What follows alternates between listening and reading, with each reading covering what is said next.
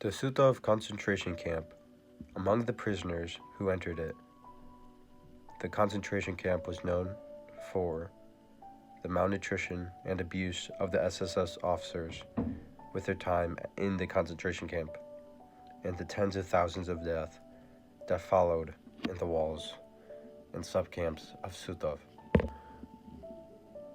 With the day in the life of a prisoner at Suttof, when you would enter the camp, it was an accepted custom that when each group of new arrivals entered the camp through the main gate, the so-called death gate, the first formality completed by the police department was a brutal welcoming by an SS officer. One of them recalled that it was custom to say to new arrivals, "From now on, you are no longer a person, just a number. All your rights have been left outside the gate. You are left with only one, and that you are free to do, leave through the chimney." The main mortality rate of the prisoners at Suttof was due to malnutrition, abuse, and overwork, as known by the ideas people heard about Suttof before they entered the camp. The standard fare included a breakfast of adulterated bread and grain coffee, a midday meal of thin soup, and more bread and coffee in the evening. By contrast, the dogs received 2 kilograms of meat per day. There was also a subsection of the camp where the prisoners that were sick or had a broken leg or whatnot were left in a section of the camp where they would specifically either forget on purpose or forget on accident, where they would just not feed them. And so that camp just had bodies and bodies of people in the beds. And when someone was sick, they just put them in that camp, and they were bedbound, and so they just never got food, and they died in their bed. At night, prisoners slept on bare wooden bunks. Many of them in particular had large intake in the second half of 1944, which they had no blankets. Sanitary facilities were limited to cold water spigots in the barracks washrooms.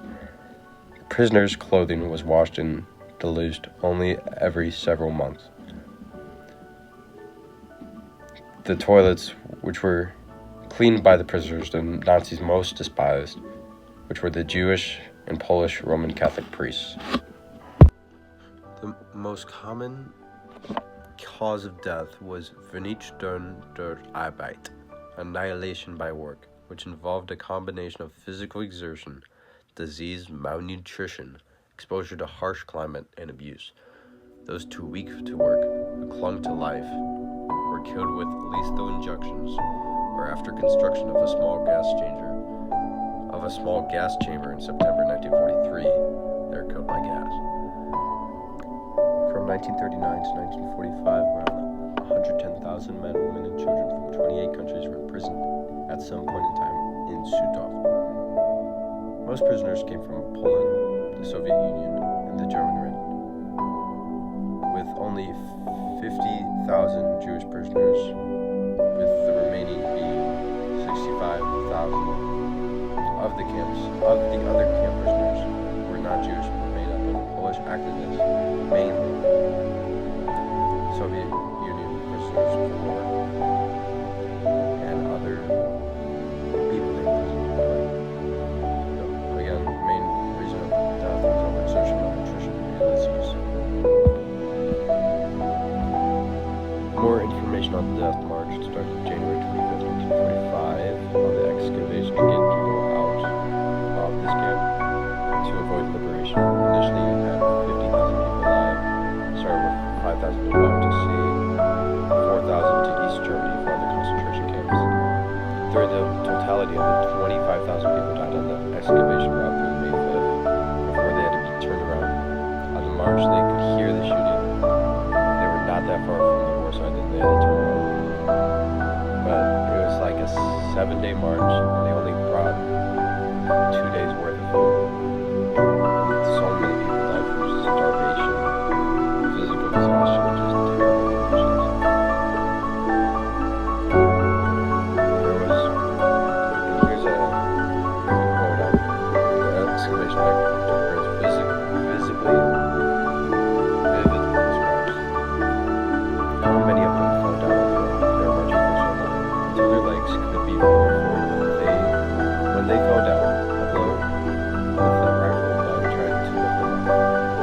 nails cage removed, the body to the side of the road. Sometimes one cave was enough or would not require the body removed to finish the life. We hardly passed Stega when one of the prisoners fell down. After that, others would follow. The march actually lasted for 10 days, not the 7 days forecast. The Germans only provided food for 2 days. The initial purpose of the stay of Suttof was for Polish activists. 3 years after the war started, Suttof became a concentration camp. Before, it did not have enough barracks to be considered a concentration camp. And so 105 subcamps were created in northern Poland, where in 1942, 3 years after the war started, it was deemed a concentration camp. Since the horrors bound to this camp cannot be explained by myself and my monotone voice, I put in a video for explanation of someone that survived the camp of Suttof. Picture a oblong box. On each side of this box there's a board nailed on so that you have a grip. And one person grips it in the front, the other one grips it in the back. It's called a trage. And we filled it up with snow and carried it to the other side of the camp and dumped the snow. When we were there on the other side of the camp, we would fill up the snow again and carry it to this side and dump it, just to keep us busy. There were very harsh conditions. SS was standing all around the camp,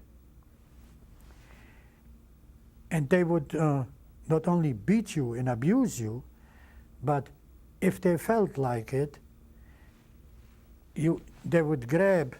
You had some kind of a head covering, because you could not go in the winter there without a hat or a cap or some kind of even a piece of rag to cover.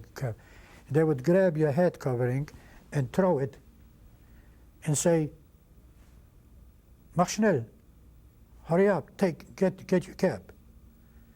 And as you went to get your cap, they would shoot you. And then we would write down on the report, "Shot while trying to escape." Another one of the horror stories I found was that, adding to these horrors, Suttof, one of the tragic games that they organized which the SS staff officer, dressed up as a doctor, received a stick, keep him up appearances and formalities. This was before they built in hospitals at Suttof and the subcamps. They measured their height. Prisoners were shot at the back of the head when they were measuring their height. In a specifically constructed appliance, the corpses were taken inside, blood wiped off, and the next victim was politely requested and entered. And when the hospital was even built up, they weren't handing out medicine or whatnot. They were just giving them maybe a day or two to rest. But this is one of the terrible ways they put together in order to get rid of those who were sick or those who were not well and who couldn't keep working due to the SS officer